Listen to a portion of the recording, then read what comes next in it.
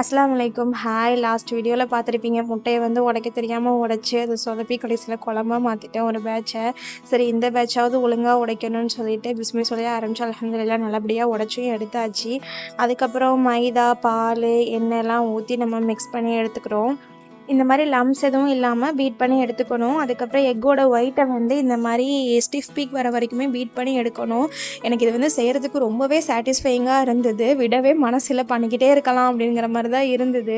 டேஸ்ட்டுமே ரொம்பவே சூப்பரா இருந்தது. என்னோட பொண்ணுக்கு வந்து ரொம்ப புடிச்சிருந்தது.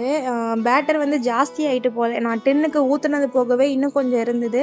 அதனால அத வந்து என்கிட்ட குட்டி குட்டி கப் கேக் மோல்டு இருந்தது. அதில பேக் பண்ணி எடுத்தேன். அத ஃபுல்லாவே என் பொண்ணு தான் சாப்பிட்டா.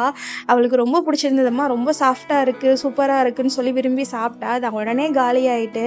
உங்களுக்கு ரெசிபி வேணும்னா இன்ஷா அல்லாஹ் ரெசிபின்னு வீடியோல கமெண்ட் பண்ணுங்க. இன்ஷா அல்லாஹ் நான் போடுறதுக்கு ட்ரை பண்றேன். நம்ம சேனல சப்ஸ்கிரைபும் பண்ணிக்கோங்க. அஸ்ஸலாமு அலைக்கும்.